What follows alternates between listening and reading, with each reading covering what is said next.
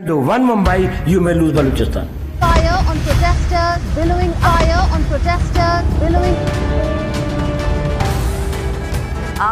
We once again make it clear that Gwadar and the rest of Balochistan belong to Baloch.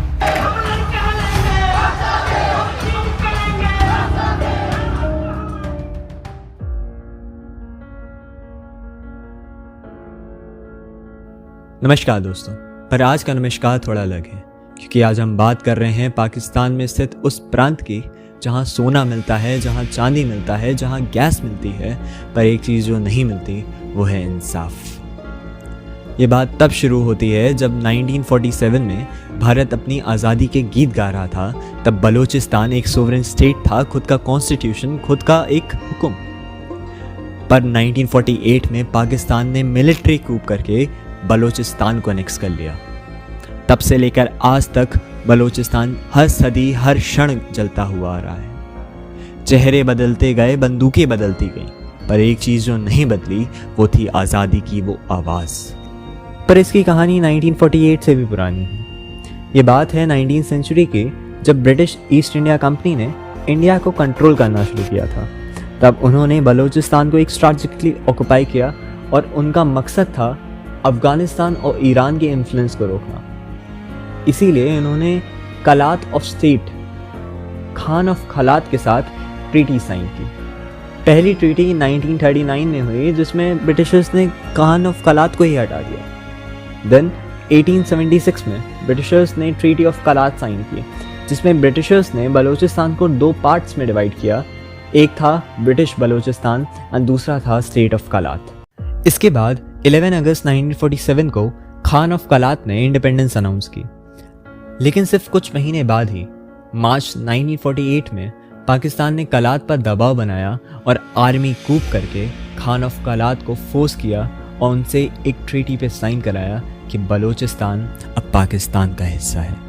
इसके बाद कई सारे प्रांतों में अपराइजिंग हुई एंड काफ़ी बलोच लीडर्स ने इसे एनेक्सेशन का नाम दिया, ना कि मर्जर का। वैसे तो पाकिस्तान ने बलोचियों पर मिलिट्री कंट्रोल बनाया ही रखा था, पर हर साल हर एक नई अपराइजिंग होती रही और होती हुई आ रही है। दूसरी सबसे बड़ी अपराइजिंग 1948 के बाद 1958 में हुई, जिसमें वन यूनिट पॉलिसी के खिलाफ आवाज़ उठाई।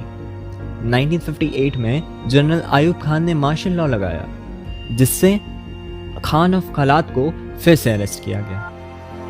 ऐसे ही अपराइजिंग 62, 63, 73 में भी देखी गई। लेकिन 2004 में जो अपराइजिंग हुई वो सबसे अलग थी, क्योंकि इसमें BLA, BRA और BLF का फॉर्मेशन हुआ। लेकिन जो मार्च 2025 में हुआ उसने पूरा वर्ल्ड का अट्रैक्शन पा लिया। ऐसा माना गया कि BLA के कुछ मिलिट्री सोल्जर्स ने एक पैसेंजर गफार एक्सप्रेस को हाईजैक कर लिया, जिसमें लगभग 300 लोग थे। और उसके तुरंत बाद उन्होंने सारी महिलाएं और बच्चों को रिहा कर दिया, पर पाकिस्तानी ऑफिशियल्स और आर्मी पर्सनल्स को हॉस्टेजेस रखा। बलूचिस्तान की तरफ से बलोच खान सामने आए। उनका कहना था कि पाकिस्तानी बलूचिस्तान को एक सोवरेन स्टेट फिर से माने और जितने भी बलोची लीडर्स आज पाकिस्तानी जेलों में हैं वो रिहा किया जाए। इसके बाद काफ़ी बड़ी अपराइजिंग और पाकिस्तानी मिलिट्री की तरफ से ऑपरेशंस किए गए, पर वो बलूचिस्तान की आवाज़ को दबा नहीं पाए।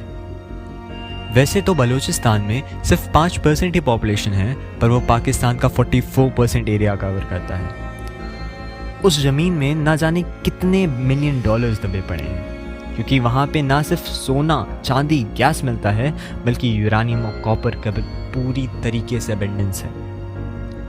ग्वादर पोर्ट, जो चाइना पाकिस्तान इकोनॉमिक कॉरिडोर का मेन हिस्सा है, वो भी बलूचिस्तान में है। ये ग्वादर पोर्ट इसलिए इतना इम्पोर्टेंट है क्योंकि अगर बलूचिस्तान आज़ाद होता है तो इससे पाकिस्तान का सी एक्सेस बिल्कुल ख़त्म हो जाएगा और चाइना भी CPEC का यूज़ नहीं कर पाएगा। तो जी हाँ, आपके मन में भी क्वेश्चन होगा कि 2025 में क्या बलूचिस्तान ने अपनी इंडिपेंडेंस डिक्लेयर कर दी?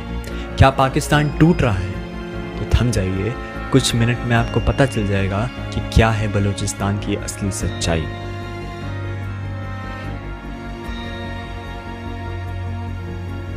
तो 31 मार्च 2025 को बलोच रिपब्लिकन आर्मी के मीडिया विंग ने शॉकिंग प्रेस रिलीज की। We no longer consider ourselves as a part of Pakistan. We declare Balochistan a free and independent state. इसके बाद ही क्वेटा, डेरा बुक्ती, तुर्बक और ग्वादर के कुछ पार्ट्स में BLA के झंडे देखे गए।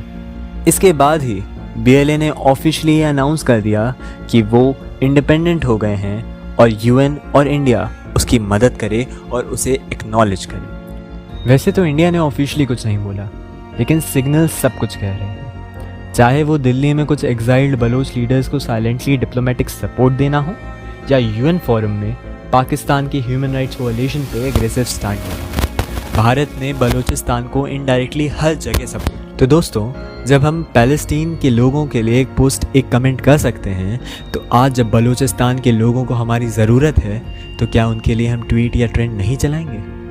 क्या हम ट्विटर पर #बलूचिस्तान आज़ादी जैसे ट्रेंड नहीं चला सकते हैं? हमारा एक पोस्ट, हमारा एक कमेंट किसी देश को आज़ाद बनाने में मदद कर सकता है।